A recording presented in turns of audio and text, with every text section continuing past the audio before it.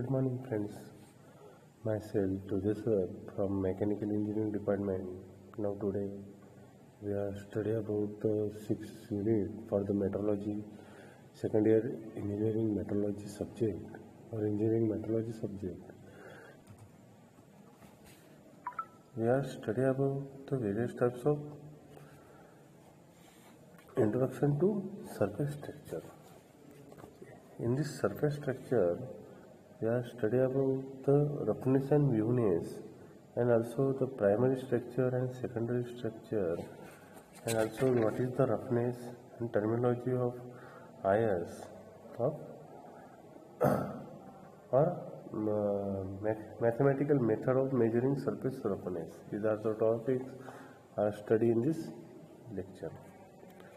In last lecture, we have studied about the introduction about the sixth unit for the author measurement, in which we are studying about the what is the surface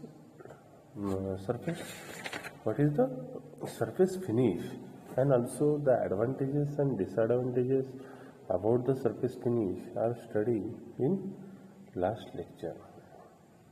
Now in this lecture, we are studying about the introduction of surface structure, in which we have studied about the what is the roughness and what is the newness of the surface finish, and what is the primary structure and what is the secondary structure. These are the topics are studied in this lecture. Okay. तर बघा, आपण जे मागचं lecture घेतलं होतं त्या मागच्या लेक्चरमध्ये आपण सेकंड इयर मेकॅनिकल इंजिनिअरिंग हा जो सेकंड इयर मेकॅनिकल इंजिनिअरिंगचा जो सब्जेक्ट जो आहे कोणता, तो इंजिनिअरिंग मेट्रोलॉजी आहे की नाही. तर ह्या इंजिनिअरिंग मेट्रोलॉजी सब्जेक्टमध्ये आपण काय बघितलं होतं, तर introduction about the other measurement. मग ऑदर मेजरमेंटमध्ये कोणकोणत्या गोष्टी येतात, तर तुमचं सरफेस फिनिश आहे की नाही, इम्पॉर्टन्स ऑफ सरफेस फिनिश आहे की नाही. सरफेस फिनिशिंग का इम्पॉर्टंट आहे याचं हे आपण जाणून घेतलं होतं. त्याचबरोबर त्याचे ॲडव्हान्टेजेस, त्याचे डिसॲडव्हान्टेजेस ऑफ सरफेस फिनिशिंग हेही आपण जाणून घेतलं होतं. त्याचबरोबर नेमकी सरफेस फिनिशिंग म्हणजे काय आणि ती का गरजेची आहे हेही आपण काय केलं तर मागच्या लेक्चरमध्ये जाणून घेतलं होतं. आताचं जे लेक्चर जे आहे, तर आताच्या लेक्चरमध्ये आपण काय बघणार आहोत, तर इंट्रोडक्शन ऑफ सरफेस स्ट्रक्चर.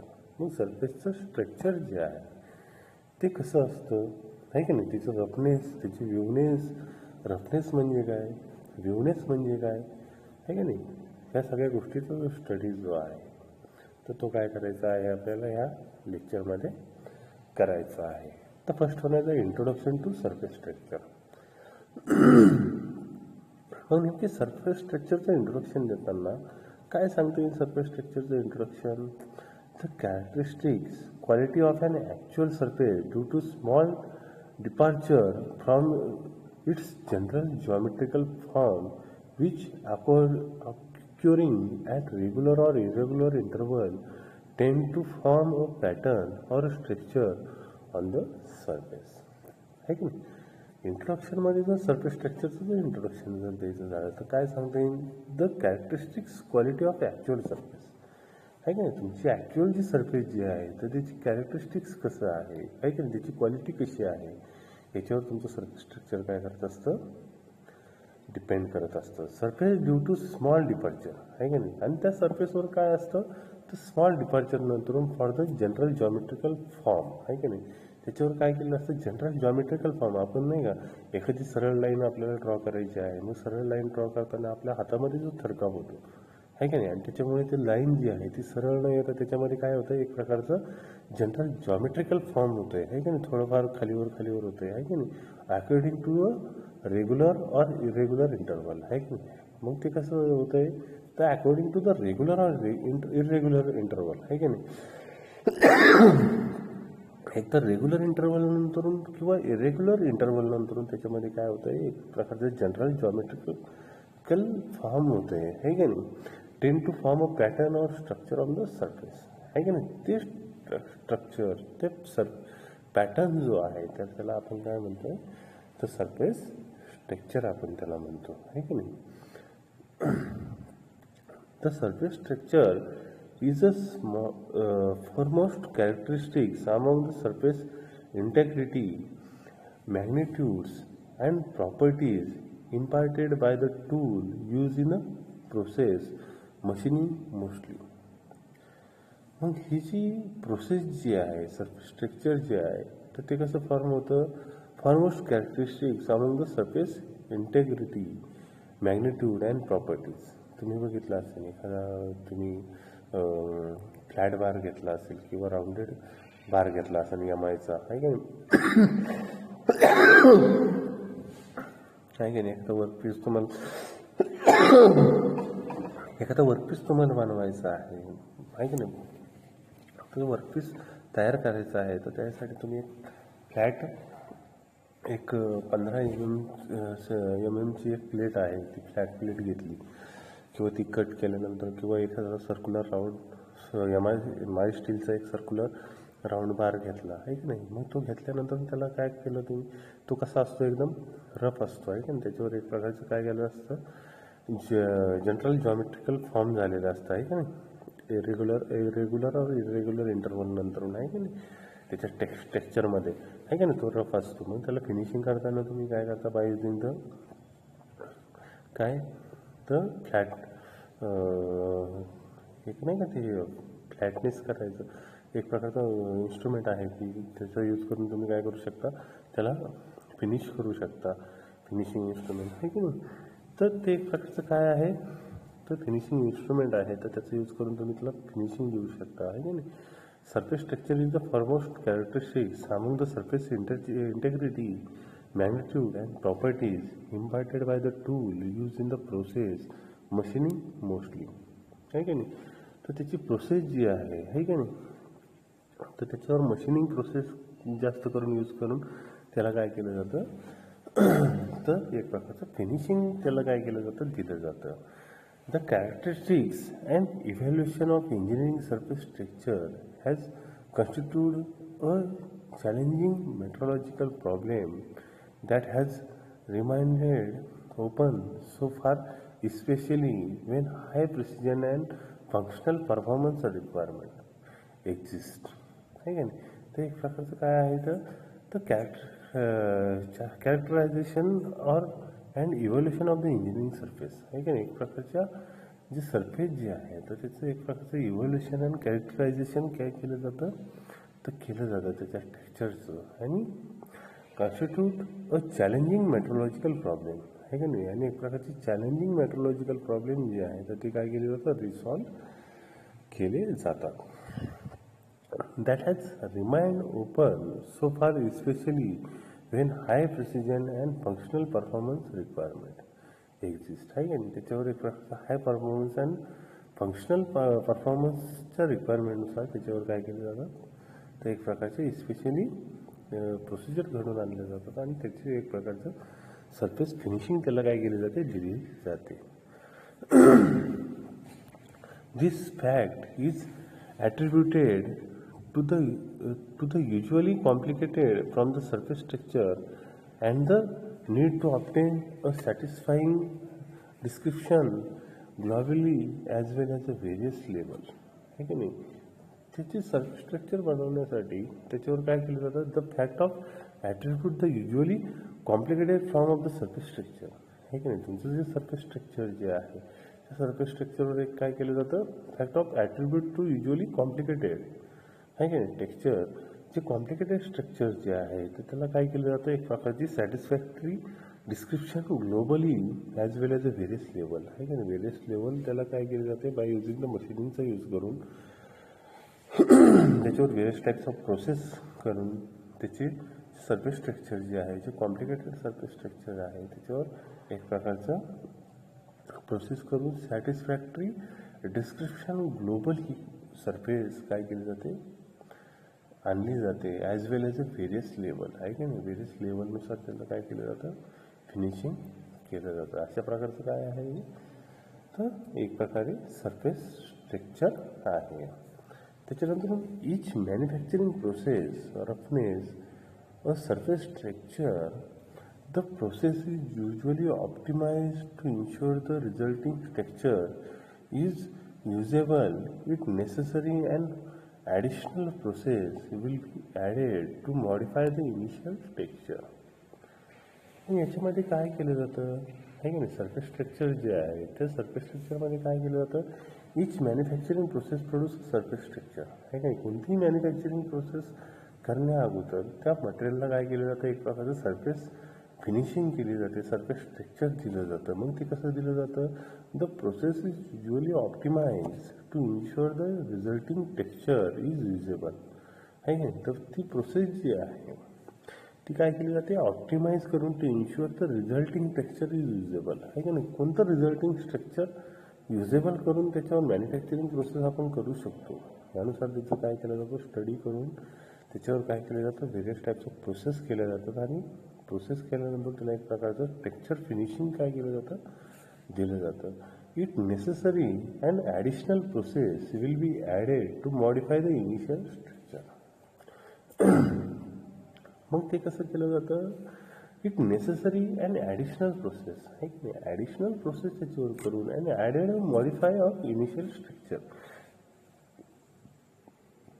एखाद्या मटेरियलचं इनिशियल स्ट्रक्चर अगोदरच ते स्ट्रक्चर जे आहे त्याला काय केलं जातं, मॉडिफाय करून एक प्रकारे त्याच्यावर व्हेरियस प्रोसेस करून ॲडिशनल प्रोसेस करून त्याच्यावर काय केलं जातं, तर त्याचं एक प्रकारचं इनिशियल स्ट्रक्चर काय केलं जातं, मॉडिफाय केलं जातं. मग by using the grinding otherwise cutting, मग त्याच्यावर ग्राइंडिंग करून त्याचं इनिशियल स्ट्रक्चर जे आहे ते मॉडिफाय केलं जातं. किंवा abrasive cutting, polishing, lapping, abrasive blasting, honing, electrical discharge machining, milling, lithography, industrial etching, chemical milling, laser texturing etc आहे की नाही. ह्या सगळ्या काय केलं जातं, प्रोसेस त्याच्यावर केल्या जातात त्याच्या प्रॉपर्टीजनुसार आहे की नाही. त्याचं स्ट्रक्चर इनिशियल स्ट्रक्चर जे आहे ते कसं आहे, मग त्यानुसार त्याच्यावर काय केलं जातं, मग ग्राइंडिंग करून ते फिनिशिंग केलं जातं किंवा अदरवाईज पॉलिशिंग किंवा लॅपिंग करून ते फिनिशिंग केलं जातं किंवा हॉनिंग और इलेक्ट्रिकल डिस्चार्ज मशीनचा यूज करून ते फिनिशिंग केलं जातं किंवा मिलिंग असेल किंवा लिथिओग्राफी असेल किंवा इंडस्ट्रियल इचिंग प्रोसेस असेल किंवा केमिकल मिलिंग प्रोसेस असेल किंवा लेझर टेक्स्चरिंग ETC आहे की नाही. सगळ्या प्रोसेस ज्या आहेत तर त्याच्या प्रॉपर्टीनुसार त्याच्यावर काय केले जातात, त्याच्या इनिशियल स्ट्रक्चरचा स्टडी करून काय केले जातात, केल्या जातात आहे की नाही. आणि त्याला एक प्रकारची ग्लोबली फिनिशिंग काय केली जाते, ह्या प्रोसेसचा यूज करून काय केली जाते, आणली जाते.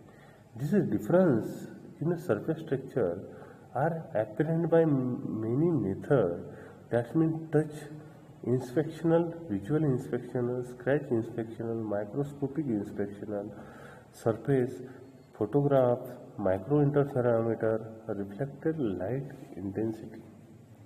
मग हे जे इनिशियल टेक्स्चर जे आहे तुमच्या मटेरियलचं तर ते काय केलं जातं, तर this different of the surface structure are apparent by many method आहे की नाही. त्याच्यावर एक प्रकारचा स्टडी केला जातो आहे की नाही.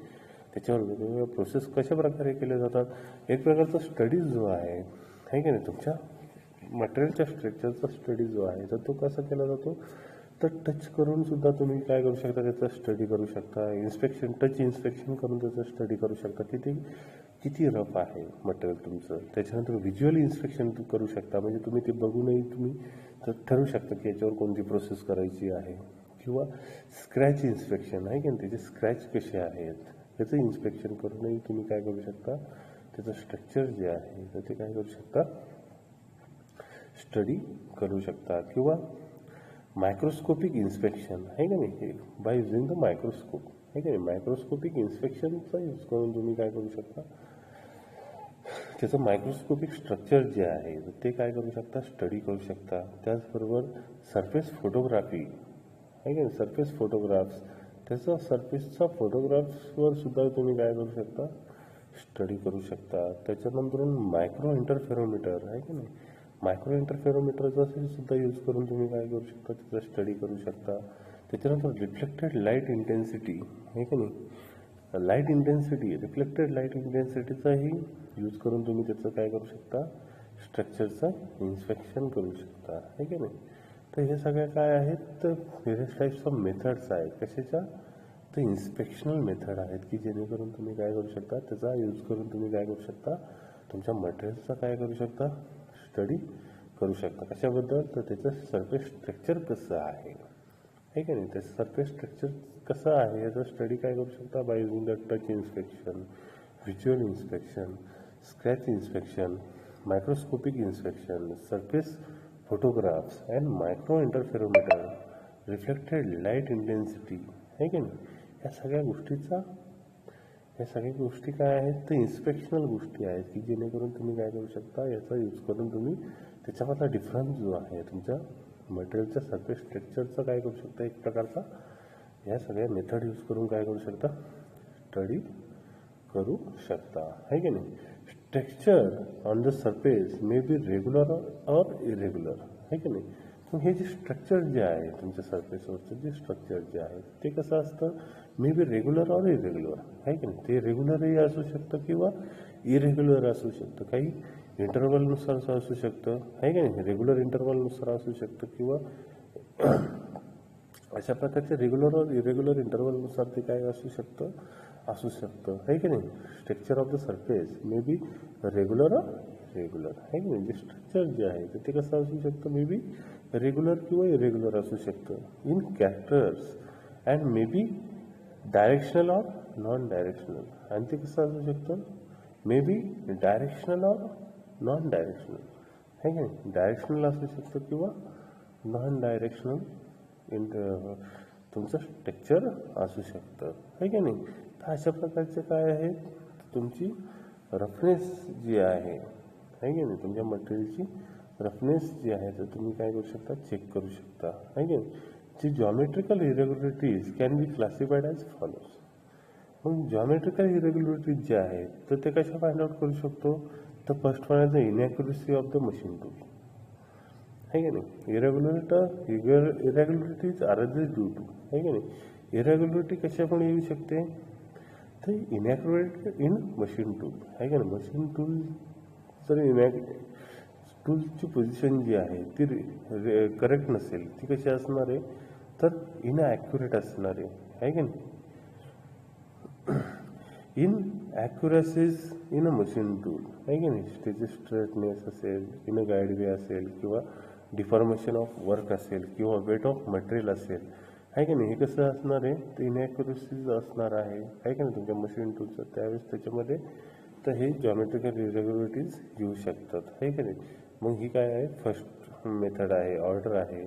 त्याच्यातून सेकंड ऑर्डर जी आहे, सेकंडरी स्ट्रक्चर, तर त्याच्यामध्ये काय होऊ शकतं, व्हायब्रेशन इन द मशीन, आहे की नाही. मशीनचं व्हायब्रेशन कंटिन्युअसली होतं आहे, त्याच्यामुळे तुमच्या मटेरियलमध्ये इरेग्युलरिटीज येऊ शकतात, आहे की नाही. हे काय आहे, तर सेकंडरी स्ट्रक्चर त्याच्यामध्ये भेटू शकतं आपल्याला ड्यू टू कटिंग फोर्सेस, आहे की नाही. कटिंग फोर्सेसमध्ये तुमचं मशीनचं व्हायब्रेशन जे आहे ते कसं आहे, कंटिन्युअसली आहे, तर त्याच्यावर तुमच्या पार्टवर त्याचा अफेक्ट होऊ शकतो. त्याच्यामुळे इरेग्युलरिटीज आरएजेस होऊ शकतात. त्याच्यानंतर टर्शरी टेक्स्चर ज्याला म्हणतो थर्ड, तर human error in a machining, आहे का नाही. ह्युमन एरर थ्रू सुद्धा काय होऊ शकतं, मशीनिंगमध्ये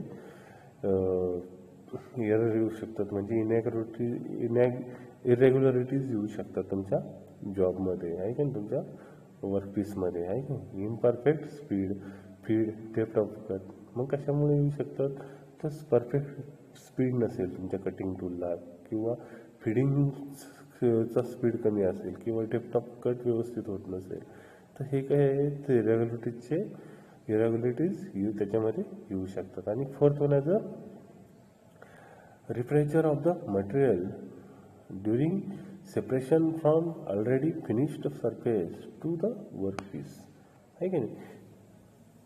जे फोर्थ टेक्स्चर जे आहे तर ते कसं येऊ शकतं, तर rupture of the material during separation from the already finished surface of the workpiece, आहे की नाही. Rupture of material during the separation from already finished surface to the workpiece, आहे की नाही. तुमच्या फिनिशिंग सरफेस जी आहे ती ऑलरेडी फिनिश आहे, पण त्याच्यामध्ये rupture of the material during separation, आहे की नाही. ज्यावेळेस त्याच्यामध्ये सेपरेशन केलं जातं त्याच्यामध्ये एक प्रकारचा रिप्रेचर ऑफ मटेरियल काय होते फॉर्म होते. तर त्यावेळेस त्याच्यामध्ये काय होते तर फोर्थ स्ट्रक्चर जे आहे तर ते काय होते प्रोड्यूस होते. तर अशा प्रकारचे काय आहे तर हे जिओमेट्रिकल इरेग्युलरिटीज आहे can be classified as follows आहे की नाही. तर अशा प्रकारे काय आहे तर इरेग्युलरिटीज अरेजेस होऊ शकतात तुमच्या मटेरियल फिनिशिंगमध्ये. ओके ठीक आहे. तर इथं आपण काय करतो आहोत थांबतो आहोत. ओके पुढच्या लेक्चरला आपण अजून डिटेलमध्ये बघणार आहोत. ओके ठीक आहे. Thank you so much.